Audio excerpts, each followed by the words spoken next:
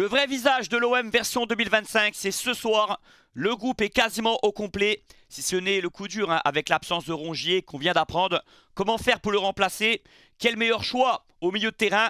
On va parler aussi de l'interview de Benassia, son ambition à l'OM, son avenir peut-être à court terme chez nous et de la situation financière un peu du club parce que la masse salariale, elle a baissé cette saison alors qu'on fait des recrues de haute volée. Vous les connaissez, donc c'est quand même quelque chose de bizarre, mais qui est très rassurant quelque part sur la gestion de l'OM cette saison. N'hésitez pas à liker la vidéo et on est parti pour l'avant-match de Angers Olympique de Marseille. Donc Rongier est out, il est malade, rien de grave, mais on va devoir faire sans ce soir. Alors on a deux options principales, c'est de mettre Nadir au milieu de terrain, qui a déjà joué 3-4 matchs titulaires avec De Zerbi, ou alors lancer Benasser directement. Kondogbia devrait débuter en défense centrale selon l'équipe. Et puis de toute façon, c'est le poste où De Zerbi l'utilise cette saison. Moi, je préférerais qu'on mette Benasser d'entrée. Pour deux raisons. Déjà, les derniers matchs avec Milan AC, il a été très souvent titulaire. Il a joué au moins 45 minutes, voire 1 heure. Donc récemment, il a débuté dans des matchs de Serie A très importants. C'est qu'il est plus facile de débuter un match avec ses nouveaux coéquipiers que de rentrer en cours de rencontre avec l'intensité qu'il y a pendant un match où parfois c'est dur un petit peu de s'adapter. Donc pour mettre Benasser dans les meilleures conditions, ce que va chercher à faire De Zerbi, je préfère qu'il joue 45 minutes en première mi-temps, voire 1 heure de jeu, parce qu'il ne jouera pas plus, à mon avis, pour une première, que de le faire rentrer la deuxième mi-temps. Dites-moi votre avis en commentaire et puis on espère faire la différence le plus tôt possible pour se faciliter le match. L'autre nouvelle importante qui est tombée ce matin, même si on en parle un peu moins, c'est l'absence de Harit. Il y a deux possibilités. Soit il est trop juste pour faire partie du groupe, même s'il s'est entraîné sérieusement cette semaine, ou soit c'est un vrai choix de la part de De Zerbi de l'écarter, parce qu'il est peut-être pas content du fait qu'il a été blessé toute la période du mercato. On voulait vendre Harit, mais apparemment il était encore touché physiquement. Donc évidemment, un joueur blessé, tu ne peux pas t'en séparer. Et c'est un petit peu une sanction quelque part. Et puis on sait très bien qu'il n'affectionne pas Harit au plus haut point malgré son très bon début de saison. Et que ça peut être aussi un choix sportif pour la deuxième partie de saison et un vrai signal pour lui. En tous les cas, pour le 11 de départ, voici celui que je mettrai avec Gouiri en pointe qui devrait débuter titulaire selon l'équipe. Et je pense que c'est le meilleur choix possible. Il a fait des débuts convaincants. Maintenant, être titulaire, ça va être quelque chose de différent. Et on apprend dans l'équipe que Benassia lui aurait dit « Écoute, tu as un talent incroyable. Maintenant, j'attends de toi de la régularité, que tu enlèves un petit peu ce plafond de verre. Parce qu'avec Gouiri, jusqu'à présent, on reste un peu sur notre faim. Il est capable de faire des super matchs contre des très belles équipes en plus. Mais aussi un peu d'être un petit peu fantomatique sur d'autres rencontres. Donc là, il est à l'OM. C'est un palier supplémentaire dans sa carrière, mais beaucoup plus important. On attend beaucoup plus de constance de sa part. Je pense qu'il est prévenu et qu'il aura Benassia un petit peu derrière lui pour le secouer, pour le motiver, comme tout le peuple marseillais. Donc hâte de voir Gouiri, qui est aussi capable de s'intégrer rapidement au collectif. On l'a vu dimanche dernier et c'est ce que a rajouté Benassia dans l'équipe en disant que c'est un joueur compatible avec la façon de jouer de De Zerbi, avec les milieux de terrain qu'on a. Et je suis confiant pour son histoire, son aventure à l'OM. Dedic aussi, j'aimerais le voir débuter. Je pense qu'il est prêt lui aussi, il a les jambes pour. Alors si on le fait rentrer en deuxième mi-temps, il n'y a pas scandale. Alors quel est le meilleur couloir possible pour lui, à gauche ou à droite? On sait qu'il est polyvalent. Eh bien, j'ai écouté le sélectionneur bosniaque qui nous a dit qu'il était meilleur à droite parce qu'il a cette faculté à rentrer sur le pied gauche et à frapper et à avoir des vraies occasions de but. Donc évidemment, ça décalerait Henrique sur le côté gauche. C'est dommage parce qu'il a des automatismes avec Murillo à droite.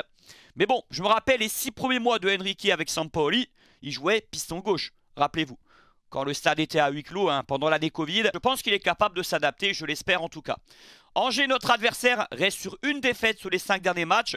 Bon, ils jouent le maintien, on le sait, mais là ils sont 13e dans une position plus confortable qu'au match aller, où ils avaient créé la surprise au Vélodrome. C'était une équipe qui était dernière au classement, qui avait fait une très belle performance au-delà du match nul. C'est l'équipe de Ligue 1 qui a le moins la possession du ballon. Donc forcément, ils vont nous attendre. Et ce qui peut nous mettre en difficulté, c'est les pertes de balles dans notre camp.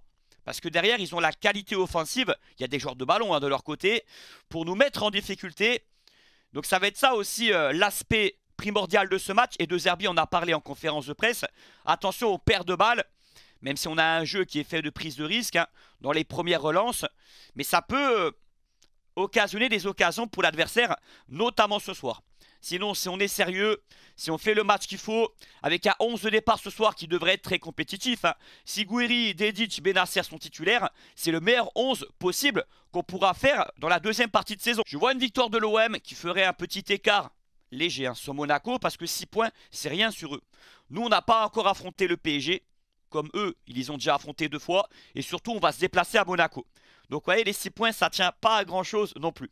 Mais c'est vrai que par rapport à Lille, ça serait une très belle opération. Et par rapport aux autres, hein, Lyon, Lens, même s'ils sont déjà très distancés. Et pour maintenir l'écart avec les Niçois de 6 points. Mon pronostic, je dirais 3-1 pour l'OM. Une victoire convaincante. J'attends du jeu ce soir. Les gars, on est très hypés. C'est Angers. C'est un match au mois de février à l'extérieur qui paraît lambda. On est deuxième assez tranquillement. Mais vu le mercato qu'on a fait là ces derniers jours, on a envie de voir ce 11 de départ. Comment la mayonnaise va prendre. Donc on attend un succès ce soir avec des belles choses dans le jeu.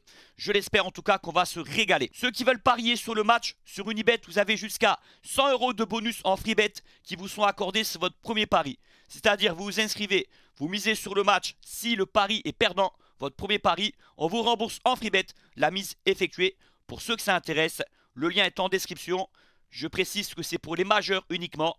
Si vous êtes mineur, c'est interdit, mais si vous voulez parier sur le match de manière raisonnable, n'hésitez pas, profitez-en, ça me soutient par la même occasion. Et bien sûr, je serai en direct pour vous commenter la rencontre. On fera un avant-match autour de 19h45.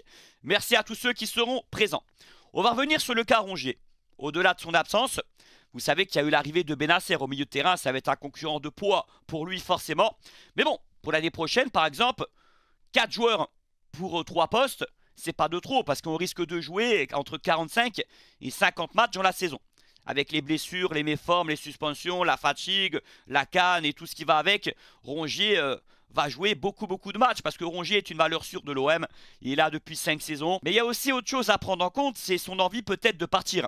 Avant l'arrivée de Bennacer, il avait dit à la Provence, j'aurais envie d'un nouveau challenge peut-être cet été. Quand un joueur dit ça, c'est pas anodin. Ça veut dire que vraiment dans sa tête, il pense vraiment à partir. Voilà, parce qu'il parle avec des pincettes hein, dans la presse. Donc Bennacer, dans son interview, on en a parlé en disant il faut qu'on le prolonge, Rongier. Ça, c'est un peu la communication. Le prolonger rapidement parce qu'il est en fin de contrat dans 1 an et demi.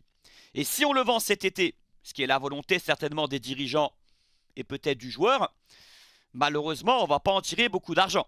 Alors je sais, il a 30 ans, il n'a pas une grosse cote sur le marché, hein. C'est assez incompréhensible, mais il n'y a jamais eu de très bons clubs européens intéressés par Rongier. Il n'a jamais été international non plus, mais il faudrait mieux le prolonger dans les prochains mois. Donc l'OM va essayer de charmer, de séduire Rongier pour qu'il prolonge son contrat. Et si jamais il part cet été, en tirer un maximum de profit. Après, Rongier n'est pas bête, je pense qu'il a un petit peu compris la musique. J'espère qu'il ne m'écoute pas.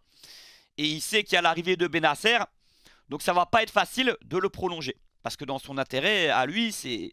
S'il ne part pas cet été, on ne sait jamais, c'est de partir libre. On sait que c'est la mode chez les joueurs actuellement. Pour parler un peu football sur le cas Rongier, est-ce qu'on peut le faire reculer en défense centrale? Moi, je suis très mitigé parce que c'est vrai contre Paris, il avait fait un de ses meilleurs matchs à l'OM, en tant que libéraux d'ailleurs. Hein. Il n'était pas défenseur central à la place d'un Murillo. Mais on a vu sous Sampaoli qu'il était capable de s'adapter, comme piston également. Après, rappelez-vous du début de saison. Bon, il était un peu à court physiquement. Contre Nice au Vélodrome, il y a eu un deuxième match par la suite où il avait eu du mal dans une position de latéral droit à s'intégrer. Il s'était fait un peu promener par Boga. Donc, Rongier, il est capable de s'adapter, mais son poste préférentiel, c'est au milieu de terrain.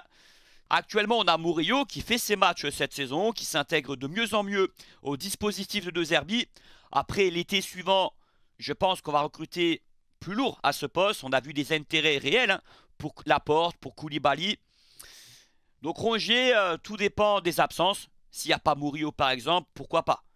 Mais sinon, je préfère le voir au milieu de terrain en concurrence avec les autres. Hein. Si Højbjerg il est moins bien, si Bennacer a du mal, parce que Bennacer il ne va pas jouer 90 minutes tous les matchs. C'est trop risqué. Vu son état physique, bon, il est capable de jouer, mais il faut faire attention avec lui quand même. Et puis il y a Rabiot éventuellement. Et pour parler de Bennacer justement, on a écouté sa conférence de presse de présentation.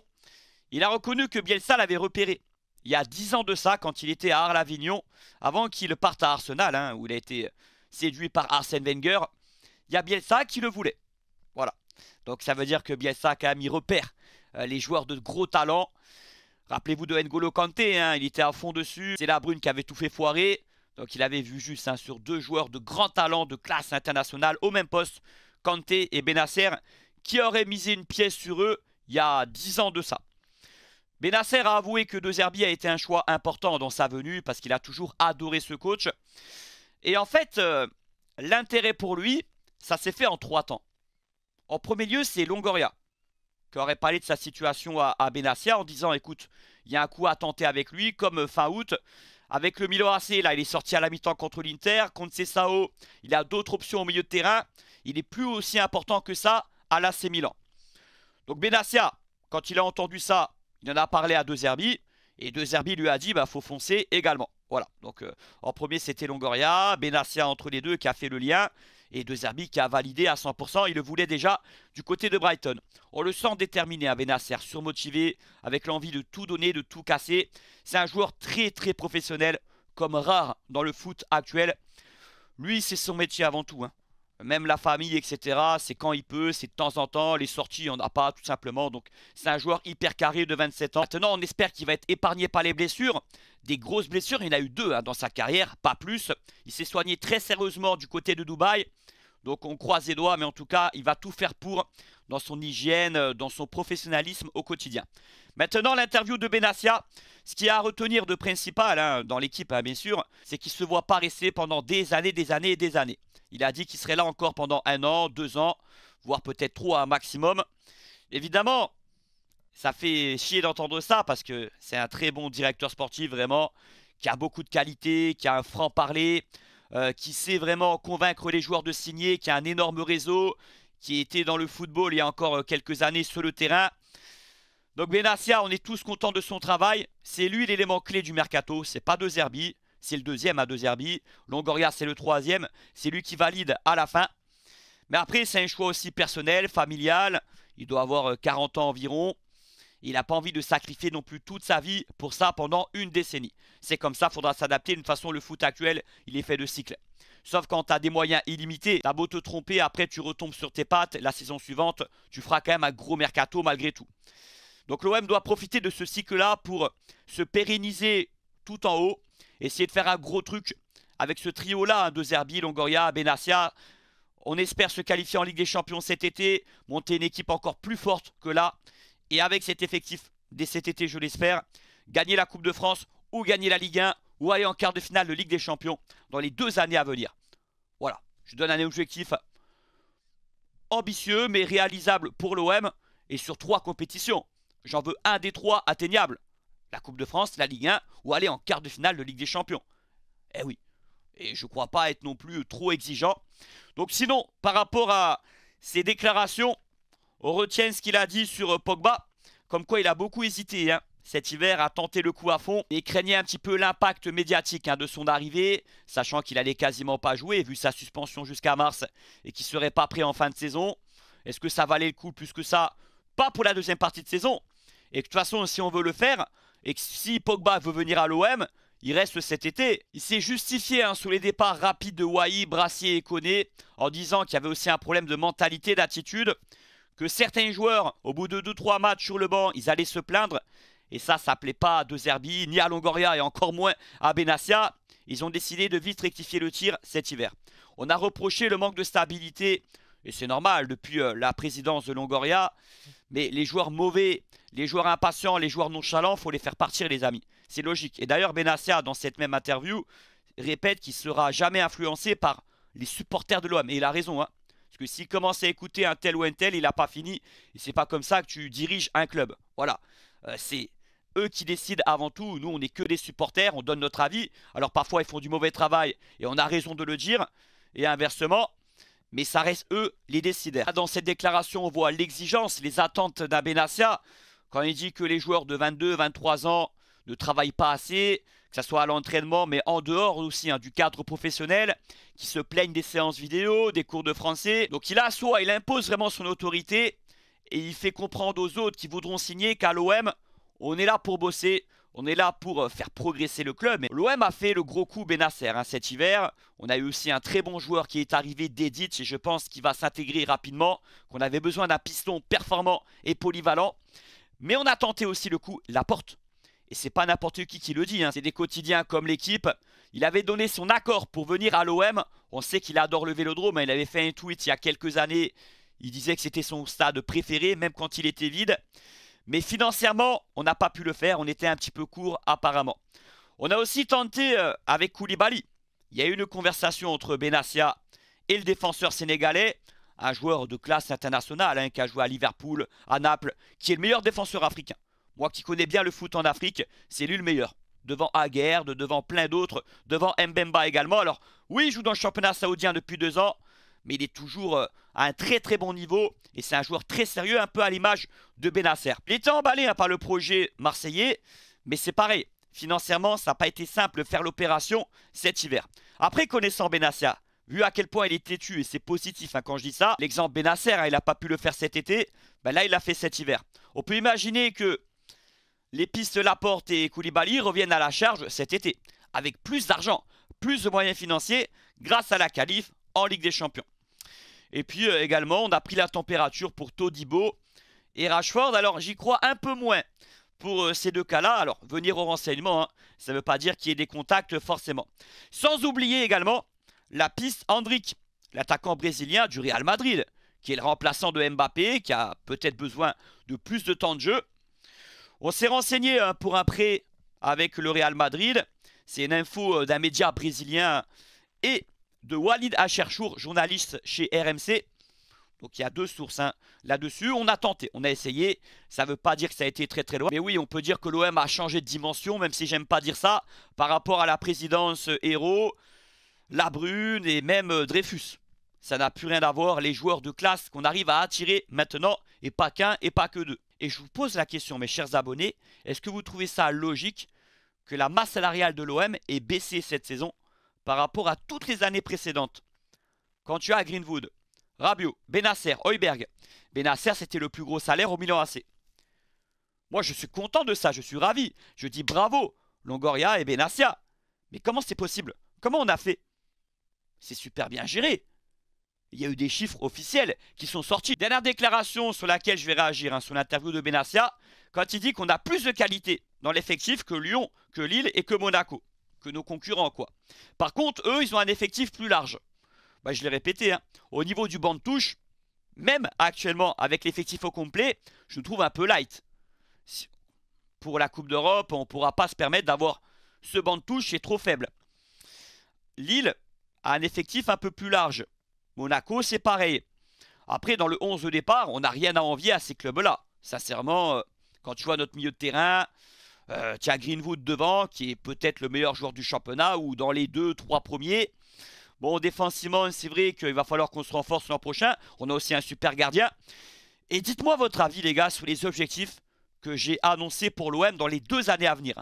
Faut pas attendre 5 ans, les gars. Parce que vous avez vu comme le foot, il tourne vite. Surtout à l'OM. C'est à l'image de la ville. C'est à l'image du club. Tout va vite à l'OM. Même dans nos grandes périodes, malheureusement, ça a été très court. Après, c'est passé telle ou telle chose à chaque fois qui fait que ce club est irrégulier. Ce club, c'est les montagnes russes. Donc profitons de l'ère Benassia, Longoria, De Zerbi pour gagner la Coupe de France, la Ligue 1 ou aller en quart de finale de Ligue des Champions. Si on ne le fait pas dans les 2 années à venir, vous pensez qu'on va le faire dans 4 ans, 5 ans? Malheureusement, et c'est être réaliste de dire ça, je ne sais pas si l'OM sera plus fort dans 4 ans, dans 5 ans, que maintenant ou que l'année prochaine. Voilà. On a une ambition qui sera forte dès cet été, à mon avis, avec un très bel effectif. Faudra qu'on en profite. Mais ça, on aura le temps d'en reparler. Allez jouer, ses amis, rendez-vous ce soir pour le match Angers-OM. Je compte sur votre présence. N'hésitez pas à liker la vidéo pour le soutien. Et force à l'Olympique. Régalez-nous ce soir avec les 3 points. On vient, on gagne et on s'en va. C'est le dicton que doit chanter le parcage à la fin du match.